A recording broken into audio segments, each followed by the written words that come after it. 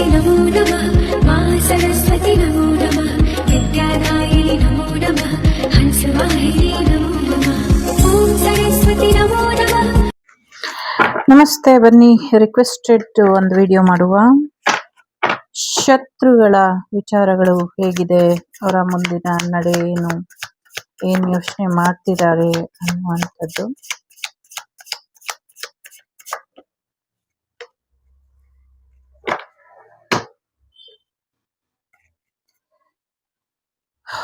ಶತ್ರುಗಳಿಗಿರುವಷ್ಟು ಗೊಂದಲ may be ನಮ್ಗೆ ಇಲ್ಲ ಅಂತ ಅನ್ಸುತ್ತೆ. ಫುಲ್ ಎಲ್ಲ ಉಲ್ಟಾ ಹೊಡಿತಾ ಇದೆ. ಅವರಿಗೆ ಏನು ಕ್ಲಾರಿಟಿ ಅನ್ನೋದು ಸಿಗ್ತಾ ಇಲ್ಲ. ತುಂಬಾ ಗೊಂದಲದಲ್ಲಿ ಇದ್ದಾರೆ. ಸದ್ಯಕ್ಕೆ ಫ್ಯಾಮಿಲಿ ಮತ್ತೆ ದೇವರು, ಅವರ ಕುಲದೇವರನ್ನ ಹಿಡಿದಿದ್ದಾರೆ ಮತ್ತೆ ಅವರ ಫ್ಯಾಮಿಲಿ ಬಗ್ಗೆ ಯೋಚನೆನ ಮಾಡ್ತಿದ್ದಾರೆ. ಇದು ಬಿಟ್ರೆ ನಿಮ್ಮ ಶತ್ರುಗಳು ಈಗ ಸದ್ಯಕ್ಕೆ ಯಾವುದೇ ಡಿಸಿಷನ್ನ ತಗೊಳಕ್ಕೆ ಆಗ್ತಾ ಇಲ್ಲ. ದೇವ್ರ ಹತ್ರ ಕ್ಷಮಾಪಣೆ ಕೇಳಲಿಕ್ಕೆ ಹೋಗಿದ್ದಾರೆ. ಅವರು ನನ್ನನ್ನ ಕ್ಷಮಿಸ್ಬಿಡು, ಅಟ್ಲೀಸ್ಟ್ ಒಂದು ಶತ್ರುತ್ವನ ಮರ್ತ್ಬಿಟ್ಟು ನನ್ಗೆ ಒಂದು ಫ್ರೆಂಡ್ ಝೋನ್ ಅಲ್ಲಾದ್ರೂ ನನ್ನ ಶತ್ರು ನನ್ನ ಜೊತೆ ಇರೋ ಹಾಗೆ ಮಾಡು ಅಂತ ಕೇಳ್ತಿದ್ದಾರೆ. ಬಟ್ ನಿಮಗ್ ಗೊತ್ತಿದೆ ಅಲ್ವಾ, ನಿಮ್ಮ ಶತ್ರುಗಳು ನಿಮ್ಮನ್ನ ಎಷ್ಟು ರೀತಿಲಿ ಗೋಳ್ ಹಾಕೊಂಡಿದ್ದಾರೆ, ಹೀನಾಮಾನವಾಗಿ ತೊಂದರೆ ಮಾಡಿದ್ದಾರೆ ಅಂತ. ಹಾಗಾಗಿ ನಿಮ್ಮ ಪ್ರಾಮಿಸಸ್ ದೇವ್ರು ನಿಮ್ಗೇನ್ ಕೊಟ್ಟಿತ್ತು ಅದನ್ನ ಮಾಡಿದೆ. ನಿಮ್ಮ ಹತ್ರ ಅವ್ರು ಬಂದು ಕ್ಷಮೆ ಕೇಳಕ್ಕೆ ಬಿಟ್ಟಿಲ್ಲ ಅಷ್ಟೇನೆ. ಯಾಕೆಂದ್ರೆ ಪರಿಸ್ಥಿತಿ ವೈಪರೀತ್ಯಕ್ಕೆ ಹೋಗಬಹುದು, ಇನ್ನ ಹೆಚ್ಚು ಏರುಪೇರು ಆಗಬಹುದು ಅನ್ನುವಂಥ ಕಾರಣಕ್ಕೆ, ಕೋಪ ಕಳ್ಕೊಂಡು ಇನ್ನ ಹೆಚ್ಚಿನ ಒಂದಷ್ಟು ತೊಂದರೆಗೆ ಒಳಗಾಗಬಹುದು ಅನ್ನುವಂಥ ಕಾರಣಕ್ಕೆ ನಿಮ್ಮವರೆಗೂ ಬಂದು ನಿಮ್ಮ ಶತ್ರು ತೊಂದರೆ ಆಗಿದೆ ಕ್ಷಮಿಸು ಅಂತ ಕೇಳಿಲ್ಲ, ತಪ್ಪಾಗಿದೆ ಕ್ಷಮಿಸು ಅಂತ ಕೇಳಿಲ್ಲ. ಆದ್ರೆ ಎಲ್ಲಿ ಕೇಳಬೇಕೋ ಅಲ್ಲಿ ಕೇಳಿದ್ದಾರೆ. ದೇವ್ರ ಹತ್ರ ಕ್ಷಮಾಪಣೆನ ಕೇಳಿದ್ದಾರೆ. ಅದರಲ್ಲೂ ತನ್ನ ರಕ್ಷೆಗೆ ಸಾಕಷ್ಟು ಜನರನ್ನ ಕರ್ಕೊಂಡು ಹೋಗಿ ಸಾಕಷ್ಟು ಹೆದರ್ಕೊಂಡು ದೇವ್ರ ಮುಂದೆ ಆ ಒಂದು ಪ್ರಮಾಣನ ತಪ್ಪಾಯ್ತು ಅಂತ ಕ್ಷಮೆನ ಕೇಳಿ ಬಂದಿದ್ದಾರೆ. ಇನ್ಯಾವತ್ತೂ ನಾನು ಆ ತಪ್ಪು ಮಾಡೋದಿಲ್ಲ ಅಂತ ಹೇಳ್ಬಿಟ್ಟು ಬಂದಿದ್ದಾರೆ. ಆದ್ರೆ ಎಷ್ಟು ದಿನದವರೆಗೂ ಆ ಕ್ಷಮಾಪಣೆ, ಎಷ್ಟು ಕ್ಷಣದವರೆಗೂ ಇರುತ್ತೆ ಗೊತ್ತಿಲ್ಲ. ಯಾಕೆಂದ್ರೆ ಅವರು ಹೇಳ್ದಂತ ಮಾತಿನ ಮೇಲೆ ಅವರೇ ನಿಂತಿದಾರೋ ಇಲ್ವೋ ಅವರಿಗೆ ಗೊತ್ತಿಲ್ಲ. ಸೊ ಸದ್ಯಕ್ಕೆ ಫ್ಯಾಮಿಲಿಗೋಸ್ಕರ, ಫ್ಯಾಮಿಲಿನ ಉಳಿಸ್ಕೊಳ್ಳೋದಕ್ಕೋಸ್ಕರ ಮತ್ತೆ ಮನೆಯವರೆಲ್ಲರ ಒತ್ತಾಯಕ್ಕೆ ಮತ್ತೆ ಮನೇಲಿ ಅವರಿಗೆ ಸಾಕಷ್ಟು ತೊಂದರೆಗಳಾಗ್ತಿದೆ. ಅವರ ಯಾವ ವಿದ್ಯೆಯನ್ನು ಅವರಿಗೆ ಅನುಕೂಲಕ್ಕೆ ಬರ್ತಾ ಇಲ್ಲ. ಹಾಗಾಗಿ ಅವರು ದೈವದ ಮೊರೆ ಹೋಗಿದ್ದಾರೆ ಅನ್ನುವಂಥದ್ದು ಇದೆ. ಸದ್ಯಕ್ಕೆ ಫ್ಯಾಮಿಲಿಗೋಸ್ಕರ ಒಂದಷ್ಟು ವಿಚಾರಗಳನ್ನ ಯೋಚನೆ ಮಾಡ್ತಿದ್ದಾರೆ. ಸದ್ಯಕ್ಕೆ ಅವರು ನಿಮ್ಮೇಲ್ ಮಾಡಿದಂತ ಪ್ರಯೋಗಗಳನ್ನೆಲ್ಲ ತಗ್ಸುವಂತ ಪ್ರಯತ್ನನ ಮಾಡ್ಬೇಕು. ನೀನು ಅವ್ರ ಮೇಲ್ ಮಾಡಿರುವ ಪ್ರಯೋಗಗಳನ್ನೆಲ್ಲ ತಗ್ಸು ಅನ್ನುವಂಥ ಮಾಹಿತಿನ ದೇವ್ರು ಕೊಟ್ಟಿದ್ದಾರೆ. ಆದರೆ ಇವರು ಯಾವುದೇ ಕ್ಲಾರಿಟಿಲಿ ಇಲ್ಲ. ದೇವ್ರು ಕ್ಷಮಿಸಿದೀನಿ ಹೋಗು ಅಂತ ಹೇಳಿ ಕಳ್ಸಿದ ತಕ್ಷಣ ಸೊ ಗೆದ್ದೆ, ಎಲ್ಲ ಸಮಸ್ಯೆಗಳು ಬಗೆಹರಿತು ಅಂತ ಬಂದ್ರು. ಬಟ್ ಬಂದ್ಮೇಲೆ ಮತ್ ಅದೇ ತಪ್ಪನ್ನ ಮಾಡೋಲ್ಲ ಅನ್ನುವಂತ ಗ್ಯಾರಂಟಿ ದೇವ್ರಿಗೂ ಇನ್ನ ಇಲ್ಲ, ನಮಗೂ ಇಲ್ಲ, ನಿಮ್ಗೂ ಇಲ್ಲ, ಯಾರಿಗೂ ಇಲ್ಲ. ಸೊ ಹಾಗಾಗಿ ಸ್ವಲ್ಪ ದಿನ ವೇಟಿಂಗ್ ಲಿಸ್ಟ್ ಅಲ್ಲಿ ದೇವ್ರು ಇಟ್ಟಿದೆ ಅವ್ರನ್ನ ಅನ್ನುವಂಥದ್ದು ಇದೆ.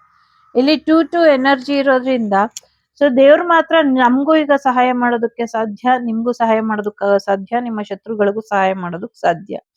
ಸೊ ಅದಕ್ಕೆ ಹೇಳೋದು, ಯಾವಾಗ್ಲೂ ಅಲ್ಟಿಮೇಟ್ ದೇವ್ರನ್ನ ನಂಬಿ. ಯಾರು ನಿಮ್ಗೆ ಯಂತ್ರ ಮಂತ್ರ ತಂತ್ರಗಳನ್ನ ಮಾಡ್ಕೊಡ್ತಾರೆ ಅದನ್ನ ನಂಬೇಡಿ ಅನ್ನುವಂಥದ್ದು. ಯಾಕೆಂದ್ರೆ ಇವಾಗ ಮಾಡೋರು ಕೂಡ ದೇವರಿಗೆ ಮೊರೆ ಹೋಗಿದ್ದಾರೆ, ಮಾಡಿಸಿ ಅದನ್ನ ರಿಮೂವ್ ಮಾಡಕ್ ನಿಂತವರು ಕೂಡ ದೇವರಿಗೆ ಮೊರೆ ಹೋಗಿದ್ದಾರೆ. ಹಾಗಾಗಿ ಇಬ್ಬರ ಒಂದು ಸತ್ಯಾಸತ್ಯತೆಗಳು ದೇವ್ರ ಮುಂದೆ ಇರೋದ್ರಿಂದ ದೇವ್ರ ಇಬ್ಬರನ್ನು ಕ್ಷಮಿಸಿ ಕಳ್ಸಿರೋದು ಇಲ್ಲಿ ವಿಶೇಷವಾಗಿ ಗಮನ ಕೊಡ್ಬೇಕಾಗಿರೋಂಥ ವಿಚಾರ ಅಂತ ಅನ್ನಿಸ್ತಾ ಇದೆ. ಯಾಕೆ ಇಬ್ಬರನ್ನು ಕ್ಷಮಿಸಿದ್ದಾರೆ, ಯಾವ ಕಾರಣಕ್ಕೆ ಕ್ಷಮಿಸಿದ್ದಾರೆ, ಸೊ ಇದನ್ನ ದೇವ್ರೇ ಹೇಳಬೇಕು. ಯಾಕೆಂದ್ರೆ ದೇವ್ರಿಗೆ ಎಲ್ರು ಸಮಾನವಾಗೇ ಇದ್ದಾರೆ. ನೀವು ಪಟ್ಟಿರೋ ಕಷ್ಟಗಳನ್ನೆಲ್ಲ ಲೆಕ್ಕ ಹಾಕಿದ್ರೆ ಅವ್ರನ್ನಿಲ್ಲ ಅನ್ನಿಸ್ಬೇಕು. ಆದ್ರೆ ಎಲ್ಲೋ ಒಂದ್ ಕಡೆ ಅವರು ಕೇಳಿರುವಂತ ಕ್ಷಮೆಗೆ ಒಂದು ಏನ್ ಹೇಳೋದು, ಒಂದು ಕ್ಷಮೆಗೆ ಅರ್ಹರಾಗಿ ಒಂದು ವ್ಯಕ್ತಿ ಕ್ಷಮೆ ಕೇಳೋದಕ್ಕೆ ಬಂದಾಗ ಆ ಕ್ಷಮೆಗೆ ಸಂಬಂಧಪಟ್ಟಂಗೆ ಕ್ಷಮೆನ ಕೊಡ್ಬೇಕಾಗಿರೋದು ದೈವದ ಒಂದು ಕರ್ತವ್ಯ. ಹಾಗಾಗಿ ದೈವ ಅವರಿಗೆ ಒಂದು ಕ್ಷಮೆನ ಕೊಟ್ಟಿದೆ. ನೀವು ಹೇಗೆ ಪೂಜೆ ಪುನಸ್ಕಾರ ಮಾಡಿದಿರೋ ಹಾಗೆ ನಿಮ್ಮ ಶತ್ರುಗಳು ಕೂಡ ಮಾಡಿದ್ದಾರೆ. ಹಾಗಾಗಿ ದೇವರಿಗೆ ಇಬ್ರು ಕೂಡ ಬೇಕು. ಬೇಕು ಅಂದ್ರೆ ನಿಮ್ಮಿಂದ ಏನೋ ಉಪಯೋಗ ಇದೆ ಅಂತಲ್ಲ, ನಿಮ್ಮ ಕರ್ಮ ಫಲಗಳು ಹಾಗಿದೆ ಅನ್ನುವಂತ ಕಾರಣಕ್ಕೆ. ಸೊ ಒಳ್ಳೇದು ಕೆಟ್ಟದ್ದು ಗೊತ್ತಿದೆ ದೇವರಿಗೆ. ಸತ್ಯವಂತರಿಗಿದು ಕಾಲವಲ್ಲ ಅಂತ ಅಂದ್ರೂ ಕೂಡ ಸತ್ಯವಂತರಿಗೆ ಗೆಲುವಾಗೋದು ದೇವರ ತೀರ್ಪಿನಲ್ಲಿ ಅನ್ನೋದು ಎಲ್ರಿಗೂ ನೆನಪಿರ್ಬೇಕಾಗಿರೋ ಅಂತ ವಿಚಾರಗಳು ಅನ್ನುವಂಥದ್ದು ಇದೆ. ಜೊತೆಗೆ ಒಂದು ಒಳ್ಳೆ ಭರವಸೆನ ಭೂಮಿ ಮೇಲೆ ಕೊಡ್ಬೇಕು. ವಿದ್ಯೆ ಕಲ್ತಿರೋರಾಗ್ಲಿ ಕಲ್ದಿದಿರ ಇರೋರಾಗ್ಲಿ, ಶತ್ರುಗಳಾಗ್ಲಿ ನಾವಾಗ್ಲಿ ಎಲ್ರುನು. ಸೊ ಇಡೀ ಭೂಮಿ ಇಷ್ಟು ಸುಂದರವಾಗಿ ಭಗವಂತ ಸೃಷ್ಟಿ ಮಾಡಿ ಅದನ್ನ ಒಳ್ಳೆ ರೀತಿಲಿ ಅನುಭವಿಸ್ಕೊಂಡು ಇರ್ಲಿ ಅನ್ನುವಂತ ಕಾರಣಕ್ಕೆ ನಮ್ಮನ್ನೆಲ್ಲ ಸೃಷ್ಟಿ ಮಾಡ್ದ.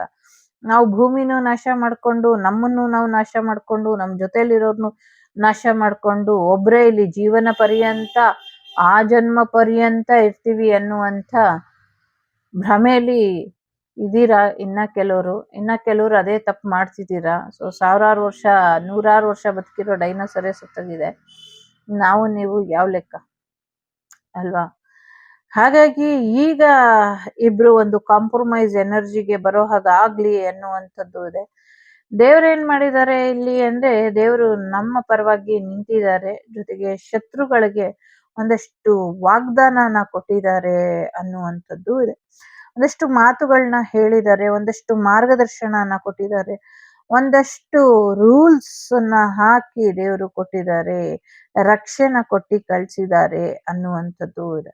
ಮತ್ತೆ ನಿಮ್ಮ ಶತ್ರುಗಳು ನಿಮ್ಮ ಮೇಲೆ ಪ್ರಯೋಗ ಮಾಡೋದಿಲ್ವಾ, ಯಾವುದೇ ನಿರ್ಧಾರನ ತಗೊಳ್ಳೋದಿಲ್ವಾ, ಇದು ಇನ್ನ ಮುಂದಿನ ದಿನಗಳಲ್ಲಿ ಗೊತ್ತಾಗುತ್ತೆ. ಸದ್ಯಕ್ಕೆ ಅವರಂತೂ ಸ್ಟ್ರಕ್ ಎನರ್ಜಿಲಿ ಇದ್ದಾರೆ. ಬದುಕಿದ್ಯಾ ಬಡ್ಜೀವ ಅನ್ನುವಂಥ ರೀತಿಲಿ ಅವರು ಯೋಚನೆನ ಮಾಡ್ತಿದ್ದಾರೆ ಅನ್ನುವಂಥದ್ದು ಇದೆ. ಎಲ್ಲಕ್ಕಿಂತ ಮುಖ್ಯವಾಗಿ ಇಲ್ಲಿ ನ್ಯಾಯ ಕೊಡ್ಬೇಕು ಅನ್ನೋದು ಭಗವಂತನಿಗೆ ಗೊತ್ತಿದೆ. ಹಾಗಾಗಿ ಗೊತ್ತಿಲ್ದಿರುವಂಥ ಕರಾಳ ಸತ್ಯಗಳೆಲ್ಲವೂ ಕೂಡ ಭಗವಂತನಿಗೆ ಗೊತ್ತಿದೆ. ಆ ಸತ್ಯಗಳನ್ನೆಲ್ಲ ತಿಳ್ಕೊಂಡು ಎಲ್ಲ ಸಾಕ್ಷಿಗಳನ್ನು ಪರಿಶೀಲಿಸಿ ಭಗವಂತ ಒಂದು ತೀರ್ಪನ್ನ ಕೊಡ್ತಾನೆ ಅನ್ನುವಂಥದ್ದು ಇದೆ. ಸೊ ಗೊತ್ತಿಲ್ದಿರುವಂಥ ಒಂದಷ್ಟು ವಿಚಾರಗಳಿದೆ, ಅದನ್ನೆಲ್ಲ ತಿಳ್ಕೊಂಡು ಆಮೇಲೆ ಮುಂದಿನ ನಿರ್ಧಾರ ಅನ್ನುವಂಥದ್ದು ಕೂಡ ಇದೆ. ಸದ್ಯಕ್ಕೆ ಪವರ್ಲೆಸ್ ಆಗಿದ್ದೀರಾ. ನಿಮ್ಮ ನಿಮ್ಮ ಎನಿಮೀಸ್ ಕೂಡ ಮನುಷ್ಯತ್ವನ ಮರೆತು ಏನೇನು ತೊಂದರೆ ಮಾಡಿದ್ದಾರೆ, ಏನೇನು ಸಮಸ್ಯೆ ಮಾಡಿದ್ದಾರೆ ಅದೆಲ್ಲವೂ ಕೂಡ ಪಡಿಸ್ಕೊಳ್ತಾರೆ, ಪಡಿಸ್ಕೊಳ್ಳೇಬೇಕು, ಬೇರೆ ದಾರಿ ಇಲ್ಲ ಅನ್ನುವಂಥದ್ದು ಇದೆ. ಸೊ ಒಂದಷ್ಟು ಸುಖ ಶಾಂತಿ ನೆಮ್ಮದಿ ಇದ್ರೆ ಸಾಕು, ನೆಮ್ಮದಿಯಾಗಿ ಬದುಕೊಳ್ತೀನಿ, ಎಲ್ಲೋ ಒಂದ್ ಕಡೆ ನಂಗೆ ಯಾವ ಕೋಪನೂ ಬೇಡ, ನನ್ ಕೋಪನ ಬಿಟ್ಬಿಟ್ಟಿದೀನಿ ಅನ್ನುವಂಥ ಮಾತುಗಳನ್ನ ಅವರು ಹೇಳಿದ್ದಾರೆ ದೇವರಲ್ಲಿ. ಸೊ ಹಾಗಾಗಿ ನಿಮ್ಮ ಜೀವನಕ್ಕೆ ನ್ಯಾಯ ಕೊಡಿಸ್ಬೇಕು ಅಂತ ದೇವ್ರು ನಿಂತ ಮೇಲೆ ನ್ಯಾಯ ಕೊಡಿಸ್ತಾರೆ. ಹಾಗೇನೆ ಶತ್ರುಗಳು ಕೂಡ ನ್ಯಾಯಾಲಯದ ಮೊರೆಗೆ ಹೋಗಿರೋದ್ರಿಂದ ಸ್ವಲ್ಪ ಹೆದರಿದ್ದಾರೆ ಅನ್ನುವಂಥದ್ದು ಇದೆ. ನ್ಯಾಯಾಲಯದ ವಿಚಾರವಾಗೂ ಕೂಡ ಶತ್ರುಗಳು ನ್ಯಾಯದ ಮುಂದೆ ಹೆದರ್ಕೊಂಡು ಇದ್ದಾರೆ. ಬಟ್ ದುಡ್ಡಿನ ವಿಚಾರದಲ್ಲಿ ಏನಾದ್ರೂ ಇದ್ರೆ ಅದನ್ನ ಸರಿಪಡಿಸ್ಕೊಳ್ಬೇಕು. ಅದಕ್ಕೆ ಅವ್ರಿಗಾಗಿರೋ ಅನ್ಯಾಯಕ್ಕೆ ಬದಲಾಗಿ ಏನಾದ್ರೂ ಕೊಡೋದಕ್ಕೆ ಸಾಧ್ಯ ಆದ್ರೆ ಕೊಡ್ತೀನಿ ಅನ್ನುವಂಥ ರೀತಿಲಿ ಬಂದಿದ್ದಾರೆ. ಆದ್ರೆ ನೀವು ಇಸ್ಕೊಳ್ಳೋದಕ್ಕೆ ರೆಡಿ ಇಲ್ಲ, ದೇವ್ರು ಬಿಟ್ಕೊಟ್ಟಿಲ್ಲ. ಸೊ ಏನೇ ಇದ್ರೂ ಭಗವಂತ ತನ್ನದೇ ಆದ ರೀತಿಲಿ ಸಮಸ್ಯೆನ ಬಗೆಹರಿಸ್ತಾನೆ ಅನ್ನುವಂಥದ್ದು ಇದೆ. ಸೊ ಶತ್ರುಗಳಿಗೆ ಒಂದು ಎಚ್ಚರಿಕೆ ಭಗವಂತ ಖಂಡಿತವಾಗ್ಲೂ ಕೊಟ್ಟಿದ್ದಾನೆ. ಹಾಗಾಗಿ ಶತ್ರುಗಳು ಪೂರ್ತಿಯಾಗಿ ಯಾವುದನ್ನು ನಂಬಿಲ್ಲ, ಯಾರನ್ನು ನಂಬಿಲ್ಲ, ಈವನ್ ದೇವ್ರನ್ನು ಕೂಡ ನಂಬ್ದಂಗೆ ಕಾಣಿಸ್ತಾ ಇಲ್ಲ. ಸೊ ಹಾಗಾಗಿ ಅವರು ಒಂದ್ ಕಡೆ ಶತ್ರುಗಳು ರೆಡಿಯಾಗಿದ್ದಾರೆ. ನೀವೇನಾದ್ರೂ ತೊಂದರೆ ಮಾಡಿದ್ರೆ ಅವ್ರು ಈ ಸತಿ ಏನು ಮಾಡಕ್ಕಾಗಲ್ಲ, ನಾನು ಉಳಿಸ್ಕೊಳ್ಳೋದಕ್ಕೋಸ್ಕರ ಏನಾದ್ರು ಮಾಡ್ತೀನಿ ಅನ್ನುವಂಥ ಯೋಚನೆಯಲ್ಲಿದ್ದಾರೆ. ಕಾಲುಗಳಿಗೆ ಯಾರು ತೊಂದರೆ ಮಾಡಿದ್ರು ಕಾಲುಗಳಿಗೆ ರಕ್ಷಣೆಗಳನ್ನ ಹಾಕೊಳ್ಳಿ ಅನ್ನುವಂಥದ್ದು ಇದೆ, ಹಾಕಿ ಅನ್ನುವಂಥದ್ದು ಇದೆ. ಮುಂದಿನ ರೀತಿಲಿ ಮೊದ್ಲು ಹೇಗಿದ್ರು ಆ ರೀತಿಲೇ ಅವ್ರನ್ನ ರೆಡಿ ಮಾಡಿ ಬಿಟ್ಬಿಡಿ, ಒಳ್ಳೇದಾಗತ್ತೆ ಅನ್ನುವಂಥದ್ದು ಕೂಡ ಇದೆ. ಜೊತೆಗೆ ಸಾಕಷ್ಟು ವಿಚಾರಗಳಲ್ಲಿ ರೂಲ್ಸ್ ನ ಫಾಲೋ ಮಾಡ್ಬೇಕಿತ್ತು, ಮಾಡಿಲ್ಲ ಅನ್ನುವಂಥದ್ದು ಇದೆ. ಕೆಲವು ಗೊತ್ತಿಲ್ದಿರುವಂತ ಕತ್ತಲೆಯ ವಿಚಾರಗಳು ಗೊತ್ತಿಲ್ದಿರ ಆದ್ರೇನೆ ಚೆನ್ನಾಗಿರುತ್ತೆ. ಎಲ್ಲವನ್ನೂ ತಿಳ್ಕೊಂಡು ಏನಾಗತ್ತೆ, ಮನ್ಸು ಹೃದಯ ಹೊಡೆದೋಗುತ್ತೆ. ಮೇ ಬಿ ಮುಂದಿನ ದಿನಗಳಲ್ಲಿ ಆ ಕ್ಷಮಾಪಣೆ ಕೊಡುವಂತ ಮನಸ್ಥಿತಿ ಹೊರಟೋಗ್ಬಹುದು ಅನ್ನುವಂಥದ್ದು ಕೂಡ ಇದೆ. ಒಂದು ರಿಲೇಶನ್‌ಶಿಪ್ ಎಂಡ್ ಆಗಿದೆ ಅಂದ್ರೆ ಎಂಡ್ ಆಗಿದೆ. ಸೊ ಈಗ ನಿಮ್ಮ ಮತ್ತು ನಿಮ್ಮ ಶತ್ರುವಿನ ಮಧ್ಯ ರಿಲೇಶನ್‌ಶಿಪ್ ಎಂಡ್ ಆಗಿದೆ ಅನ್ನುವಂಥದ್ದು ಇದೆ. ಅದು ಆಸ್ತಿ ವಿಚಾರಕ್ಕೆ ಆಗಿರಬಹುದು, ಥರ್ಡ್ ಪಾರ್ಟಿ ವಿಚಾರಕ್ಕೆ ಆಗಿರಬಹುದು, ದುಡ್ಡಿನ ವಿಚಾರಕ್ಕೆ ಆಗಿರಬಹುದು, ಅಥವಾ ಬೇರೆ ಯಾವುದೋ ವಿಚಾರಕ್ಕೆ ಆಗಿರಬಹುದು. ಸೊ ಇನ್ನ ಕಾಯೋದ್ರಲ್ಲಿ ಯಾವುದೇ ಸಮಸ್ಯೆ ಇಲ್ಲ, ಮತ್ತೆ ಕಾಯೋದ್ರಲ್ಲಿ ಅರ್ಥನೂ ಇಲ್ಲ. ಸೊ ಹಾಗಾಗಿ ಯಾರ್ಯಾರು ಯಾವ್ಯಾವ ರೀತಿಯಲ್ಲಿ ಯಾವ್ಯಾವ್ದನ್ನ ಕಾಯ್ತಾ ಕೂರ್ತಾರೋ ಅದು ಅವ್ರವ್ರಿಗೆ ಬಿಟ್ಬಿಟ್ರೇನೆ ಬೆಟರ್ ಅನ್ನುವಂಥದ್ದು ಇದೆ. ಮುಂದಿನ ದಿನಗಳಲ್ಲಿ ಶತ್ರುಗಳಿಗೆ ಕೊಟ್ಟಿರುವಂತ ಕಂಫರ್ಟ್ ಝೋನ್ ದೂರ ಆಗತ್ತೆ ಅನ್ನುವಂಥದ್ದು ಇದೆ. ಈ ಸ್ಟ್ರೆಸ್ ಇಂದ ಹೊರಗೆ ಬರ್ತೀರಾ ಅನ್ನುವಂಥದ್ದು ಇದೆ. ಯಾವ್ಯಾವ ದೈವಗಳ ಬಂಧನ ಆಗಿತ್ತೋ ಅದೆಲ್ಲವೂ ಕೂಡ ರಿಮೂವ್ ಆಗತ್ತೆ ಅನ್ನುವಂಥದ್ದು ಕೂಡ ಇದೆ. ಜೊತೆಗೆ ಸಾಕಷ್ಟು ಯಶಸ್ಸು ಕೂಡ ಬರುತ್ತೆ ಅನ್ನುವಂಥದ್ದು ಕೂಡ ಇದೆ. ದೇವ್ರು ಎಲ್ಲಾನು ಕೇಳ್ಕೊಂಡು 3 ಜನಕ್ಕೆ ಮುಕ್ತಿನ ಕೊಡ್ತಾರೆ ಅನ್ನುವಂಥದ್ದು ಇದೆ. 3 ಗಂಡು ಮಕ್ಕಳ ಸಂತಾನನ ಯಾರಿಗೋ ಕೊಡ್ತಾ ಇದ್ದಾರೆ ಇಲ್ಲಿ ದೇವ್ರು ಅನ್ನುವಂಥದ್ದು ಇದೆ. ನಿಮ್ಮ ಶತ್ರುಗಳಿಗೂ ನಿಮ್ಗೂ ಗೊತ್ತಿಲ್ಲ, ಒಟ್ನಲ್ಲಿ ಕೊಡ್ತಾ ಇದ್ದಾರೆ ಅನ್ನುವಂಥದ್ದು ಇದೆ. ಮತ್ತೊಮ್ಮೆ ಬ್ಯೂಟಿ ವಿತ್ ಬ್ರೈನ್ ವಾಪಸ್ ಆಗತ್ತೆ ಅನ್ನುವಂಥದ್ದು ಇದೆ. ನಿಮ್ಮ ಮಸಲ್ ಸ್ಟ್ರೆಂತ್ ಎಲ್ಲ ವಾಪಸ್ ಬರುತ್ತೆ ಅನ್ನುವಂಥದ್ದು ಇದೆ. ನಿಮ್ಗೆ ಬಿ ಲೈಕ್ ಎ ವಾರಿಯರ್ ಅನ್ನುವಂಥ ರೀತಿಲಿ ಒಬ್ಬ ಸ್ಟ್ರಾಂಗ್ ಪರ್ಸನ್ ಆಗಿ ನಿಲ್ಲಿ, ಸುರಕ್ಷಿತವಾಗಿ ನಿಲ್ಲಿ, ನಿಮ್ಗೆ ಸುರಕ್ಷಿತೆ ಇದೆ ಅನ್ನುವಂಥದ್ದು ಇದೆ. ಪ್ರೀತಿ ಬರುವಂತ ಸಾಧ್ಯತೆಗಳು ಕೂಡ ಇದೆ. ಹೋಗ್ತಾ ಹೋಗ್ತಾ ನಿಮ್ಮ ಶತ್ರುಗಳಿಗೆ ನಿಮ್ಮ ಮೇಲೆ ಪ್ರೀತಿ ಹೆಚ್ಚಾಗುವಂತ ಶಾಶ್ವತವಾದಂತ ಪ್ರೀತಿ ಬರುವಂತ ಸಾಧ್ಯತೆಗಳು ಕೂಡ ಇದೆ. ಸೊ ಕೆಲವರಿಗೆ ಬೇರೆ ಊರಿಗೆ ಹೋಗಿ ನಿಮ್ಮ ಶತ್ರುಗಳು ಸೆಟ್ಲ್ ಆಗುವಂತ ಸಾಧ್ಯತೆಗಳು ಕೂಡ ಇದೆ.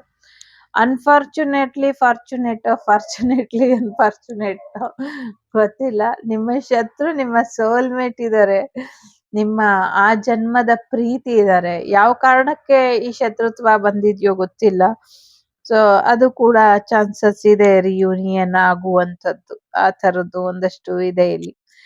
ಸೊ ಸಾಕಷ್ಟು ನಿಮ್ಮ ಶತ್ರುಗಳು ದೈವದ ಮೊರೆಯಿಂದ ಸಾಕಷ್ಟು ತೊಂದರೆಗೆ ಒಳಗಾಗಿದ್ರಿಂದ ಹೋಗಿದ್ದಾರೆ. ಮತ್ತೆ ಇಲ್ಲಿ ಇನ್ನೊಂದು ಒಳ್ಳೆ ವಿಚಾರ ಏನು ಅಂದ್ರೆ ಅವರಿಗೆ ನೀವೇನು ಮಾಡಿಲ್ಲ, ಕೆಲವ್ರು ಮಾಡಿರಬಹುದು, ಬಹಳಷ್ಟು ಜನ ಏನು ತಪ್ಪು ಮಾಡಿಲ್ಲ. ಹಾಗಾಗಿ ಅವರಿಗೆ ಅವರ ಕರ್ಮ ರಿಟರ್ನ್ ಹಾಗೆ ಮಾಡಿಸಿದೆ ಅನ್ನುವಂಥದ್ದು ಇದೆ. ಫೈನಲ್ ಆಗಿ ದೈವ ಏನ್ ಹೇಳುತ್ತೆ ನಿಮ್ಗೆ ನೋಡೋಣ. ನಿಮ್ಮನ್ನ ನೀವು ಮೆಂಟಲ್ ಕ್ಲಾರಿಟಿಗೆ ತಗೊಬನ್ನಿ. ಸಾಕಷ್ಟು ತೊಂದರೆಗಳನ್ನ ಒಳಪಟ್ಟಿದ್ದೀರಾ, ಸಾಕಷ್ಟು ಮೈಂಡ್ ಡಿಸ್ಟರ್ಬ್ ಆಗಿದೆ ನಿಮ್ದು, ಅದರಿಂದ ಹೊರಗೆ ಬನ್ನಿ ಅನ್ನುವಂಥದ್ದು ಇದೆ. ಯಾವುದನ್ನು ಬಿಟ್ಕೊಡ್ಬೇಡಿ, ಉಳಿಸ್ಕೊಳ್ಳಿ ಅನ್ನುವಂಥದ್ದು ಕೂಡ ಇದೆ. ಸೊ ನೀವು ಹೀಗೆ ಪ್ರೀತಿ ಪಾತ್ರರಾಗಿ ಇರಿ, ಎಲ್ಲರಿಗೂ ಪ್ರೀತಿ ಹಂಚ್ತಾ ಇರಿ ಅನ್ನುವಂಥದ್ದು ಇದೆ. ಜನಗಳು ಇಲ್ಲಿಗೆ ನಿಲ್ಸೋದಿಲ್ಲ, ಅದು ನಮಗೂ ಗೊತ್ತಿದೆ. ಆದ್ರೆ ಆ ದೈವದ ಆಶೀರ್ವಾದ ನಿಮ್ ಜೊತೆ ಇದೆ ಅನ್ನುವಂಥದ್ದು ಇದೆ. ದೈವಕ್ಕೆ ನೀವು ದೈವನ ಎತ್ಕೊಂಡು ಮೆರೆಸುವಂತ ದಿನ ಯಾವಾಗ ಬರುತ್ತೆ ಅಂತ ಕಾಯ್ತಾ ಇದೆ. ದೈವ ನಿಮ್ಮನ್ನ ತುಂಬಾ ಮಿಸ್ ಮಾಡ್ತಾ ಇದೆ. ಎಸ್ಪೆಷಲಿ ಆ ಶಕ್ತಿ ದೇವತೆ ತುಂಬಾ ಮಿಸ್ ಮಾಡ್ತಿದ್ದಾಳೆ ನಿಮ್ಮನ್ನ. ನೀವು ಅದೇ ರೀತಿ ಅಮ್ಮನ್ನ ಖುಷಿಯಾಗಿ ಇರುವಂಥದ್ದು, ಖುಷಿಯಾಗಿ ಬಾಳುವಂಥದ್ದು, ಇದೆಲ್ಲವನ್ನು ಕೂಡ ಆ ತಾಯಿ ಕಾಯ್ತಿದ್ದಾಳೆ, ನಿರೀಕ್ಷೆ ಮಾಡ್ತಿದ್ದಾಳೆ ಅನ್ನುವಂಥದ್ದು ಇದೆ. ಸೊ ನಿಮ್ಗೆ ಹೇಳ್ತಾ ಇರೋದು, ಎಲ್ಲೂ ಓಡೋಗ್ಬೇಡ, ಗಟ್ಟಿಯಾಗಿ ನಿಲ್ಲು, ಹೆದರ್ಬೇಡ, ನಾನಿದ್ದೀನಿ ನಿನ್ ರಕ್ಷೆಗೆ, ನಾನಿದ್ದೀನಿ, ಹೆದರ್ಬೇಡ ಅನ್ನುವಂಥ ಭರವಸೆ. ಸೊ ಪಲಾಯನವಾದಿ ಆಗ್ಬೇಡಿ ನೀವು ಅನ್ನೋದನ್ನ ಇಲ್ಲಿ ಆ ದೇವರು ನಿಮ್ಗೆ ಹೇಳ್ತಾ ಇದೆ. ಸೊ 1 ಪಾಯಿಂಟ್ ಆಫ್ ಗೈಡೆನ್ಸ್ ನಿಮ್ಗೆ ಏನಿದೆ, ಇನ್ನೊಂದು ಕ್ಲಾರಿಟಿಗೆ ನೋಡೋಣ.